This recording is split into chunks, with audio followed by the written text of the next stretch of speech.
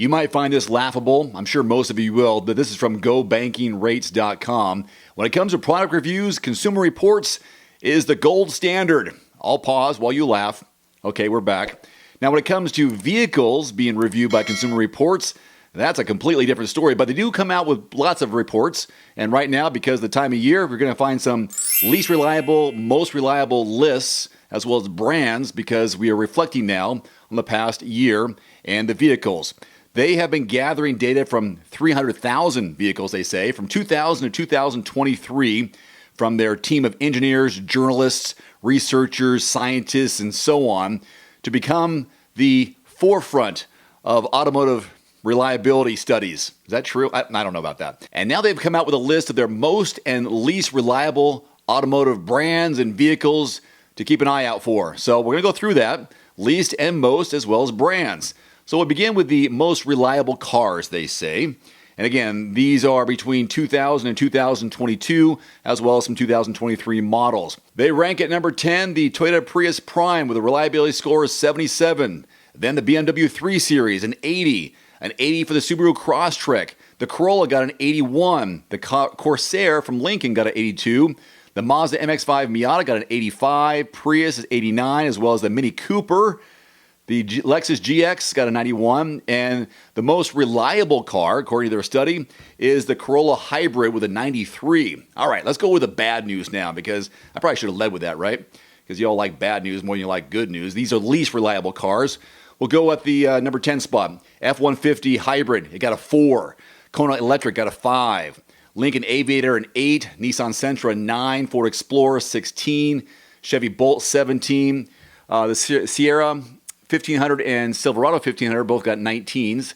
Then the Gladiator 21, Mercedes GLE 23, and then Jeep Wrangler a 24. So that's the bottom of the barrel. Now they come out here with another one. This is the list of the most reliable brands or companies.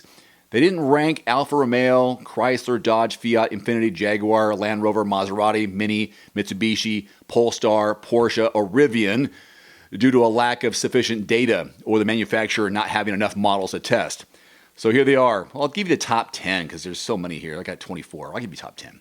10, Lincoln, then Kia, Acura, they get better. Subaru, Audi, Honda, Mazda, BMW, Lexus, and Toyota. So there you go. The most reliable automotive brands. Top 10 at least. What do you think? Are you giving any weight to these lists?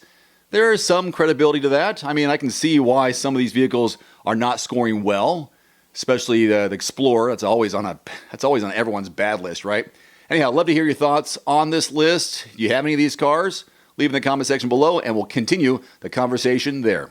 And now this list from Repair Pal, the top 10 most reliable full-size trucks ranked from best to worst, and then we'll single out one just to single out one.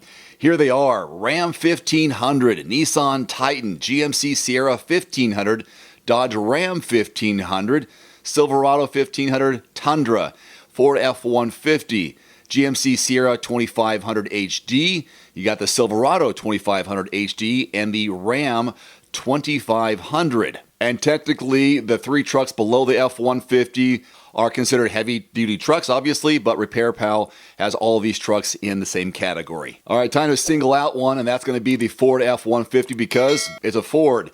It ranked 7th out of those 10 full-size trucks, even though it is the best-selling full-size pickup truck in America, as they remind you every single year for the last 4 decades. The thing is, what makes the F-150 rank so low on the full-size truck class when it comes to reliability? So according to Repair Pal, the F-150 receives a 3.5 out of 5, which places it above the average full-size truck. It ranks 7th out of the 17 trucks in this class, which does place it in the top half, but is that good enough for the top-selling truck in the market, being 7th? So Repair Pal collects actual data regarding the cost, frequency, and severity of repairs and maintenance for all vehicles. This means you don't see predicted numbers for this organization, but actual data, which is so helpful. Breaking down the 3 factors considered for the F-150, this is what we find in terms of cost. The average annual cost of repairs and maintenance for a F-150 is $788 compared to $936 for the full-size truck class. Frequency now. The frequency of F-150 unscheduled repairs is relatively low at 0.28 times per year compared to 0.4 times for the full-size truck class. This is lower than the average for the auto market, which shows 0.4 times per year frequency, and that is for the auto market. And the final factor is severity when they're looking at the score for probability of severe unscheduled repairs. This truck's probability is 15% compared to 18% for the full-size truck class. What is the 2023 Ford F-150 predicted reliability rating? We've got new numbers here. J.D. Power gives it 86 out of 100, and this places this truck in the great category. It's good to be in a great category. And when looking at iSeeCars.com data, the F-150 is second only to the Tundra for predicted reliability. And since we're on the topic of F-150s, here are some Ford F-150 model years to avoid.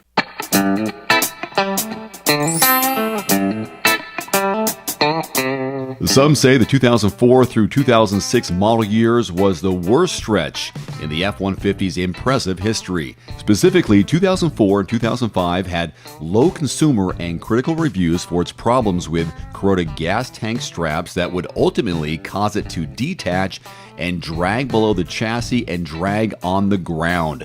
The same issue was prominent for the 2005 model year with an added airbag defect that would inadvertently deploy, and drivers had a major recall and safety hazard. These two model years had similar issues that plagued customers, and since these are nearly 20 years old, there are plenty of other years to choose from that will save you some money on your purchase.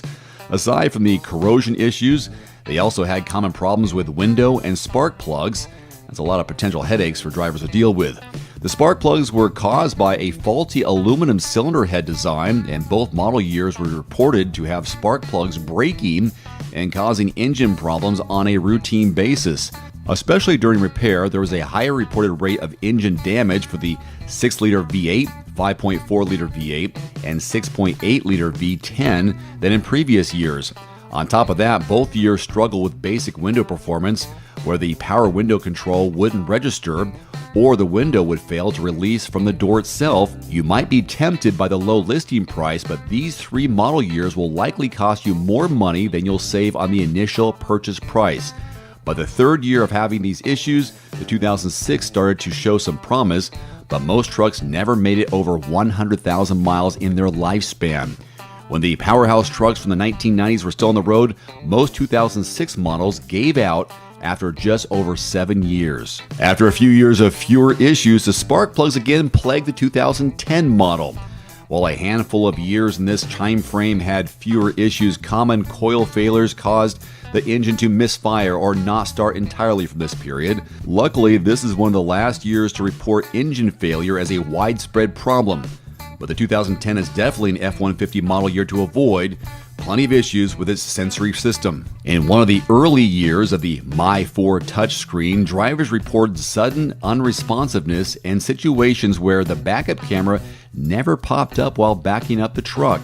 It was one of the first iterations of smartphone compatibility. The 2010 failed to recognize phone connections, which can be a big headache today if you need to connect for calls or directions. The 2010 is a newer F-150 model year to avoid with its reoccurring issues from prior generations, and it's also the first in a few from this era that had transmission failure as early as 35,000 miles. Model years 2015 through 2017 were incredibly high-selling model years, but we know they didn't always perform at expectations when looking back on this stretch. The three main problems reported were faulty door mechanics, transmission and gear shifting problems, and brake failure. In terms of engine and gear shift failure, these issues were reportedly more common when drivers were transporting weights weighing around 5,000 pounds when it became difficult to shift. For an F-150 that has a towing capacity over 10,000 pounds on most models, this is a problem. While the 2015 through 2017 model years were popular and sold well, there are a lot of issues from these years that should make you steer clear of this period. Brake failure again was reported several times, with several drivers claiming that their master cylinder needed to be replaced after their brakes suddenly stopped working. The dashboard displayed a low brake fluid warning, and drivers could not operate the brakes within minutes of that. While there were fewer reported complaints, the same problems were expected in the 2016 and 17, with the National Highway Traffic Safety Administration receiving complaints of engine stalls for these two model years under 30,000 miles. So you might be wondering which F-150 model years are good. How about 2018 and newer? You can find plenty of used vehicles from these years that might look like a good deal, but keep in mind that they are still relatively young at 5 years old, and more problems might come up.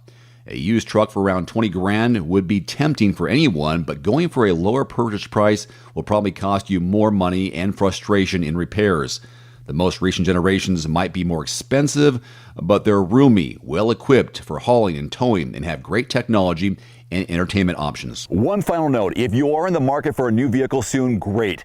Connect with your local dealership and price and test drive at least 3 different vehicles.